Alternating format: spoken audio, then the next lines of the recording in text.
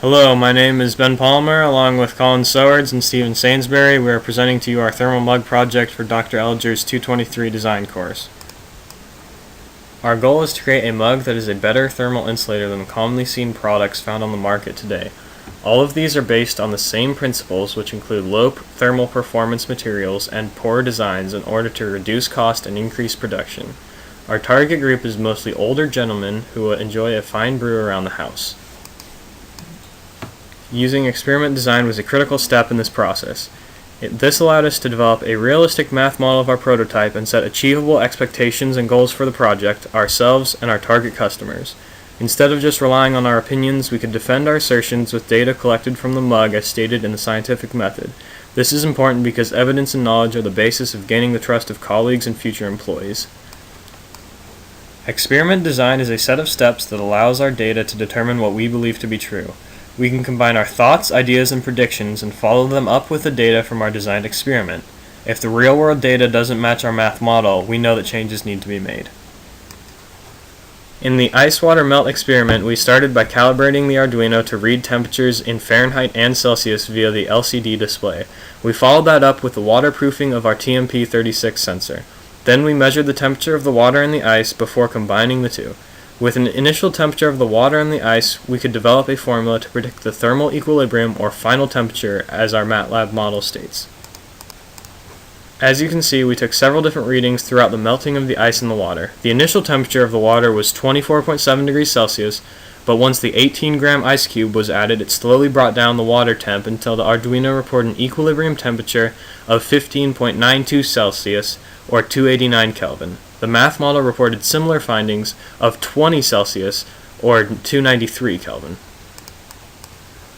When thermal equilibrium was reached in the ice water experiment, the ice had melted to a point where the water was stable at 15.92 degrees Celsius or about 60 Fahrenheit.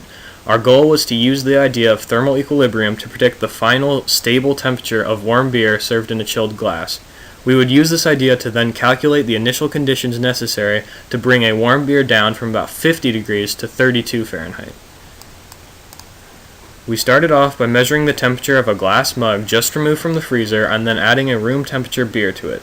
By measuring the temperature change of the liquid, we were able to determine the equilibrium point of both when the temperatures reached the same point. The equilibrium temperature measured by the Arduino was 285.16 Kelvin or 12.01 Celsius. Our math model we developed prior to the experiment yielded a result of 285.15 Kelvin or 12 degrees Celsius, accurate to within 1/100th Kelvin. The following picture shows our Arduino measuring the temperature of the room and also with ambient body heat. The LCD screen provides readings in both Fahrenheit and Celsius degree measurements. Our TMP36 sensor is soldered to 20-gauge wire that is connected to Arduino. As a solution for waterproofing, we used a mixture of cold weld epoxy to coat the outside of the sensor.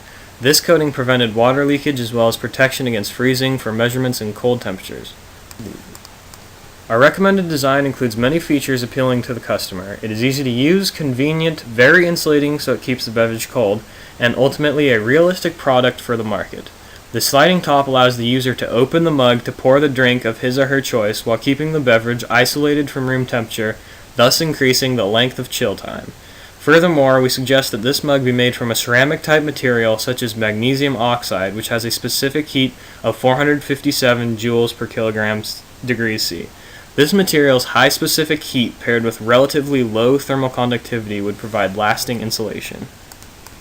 With only a normal 622-gram mug, we are able to bring the beer temperature down from about 60 degrees Fahrenheit room temperature to about 53 degrees.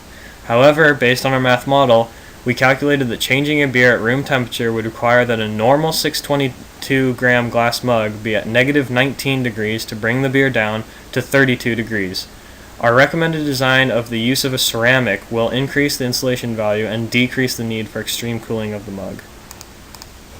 We worked well with coming up with strategies to solve problems, such as discussing the best option for waterproofing our sensor. Another strength of our group was our dedication to the scientific belief system rather than the alchemy belief system. We let our data back up our assertions and enforce the idea of following the results from the math model and Arduino temperature sensor. Sometimes we as individuals get away from the task at hand, and we decided we could do a better job in the future at collaborating on goals that correspond directly to the tasks at hand. Using the resources available, we learned about things like thermal equilibrium and insulators. However, our learning could have been enhanced with more time spent on data collection and math model comparison. In the process of completing this experiment, we ran into many barriers, which was frustrating and ruining our forward momentum. We realized that problems would be a natural part of the design process and that it is all part of the learning experience. We decided the most important things in the experiment design were the validation of our mathematical models and related problems, in addition to understanding the critical knowledge necessary for obtaining results in the problem-solving process.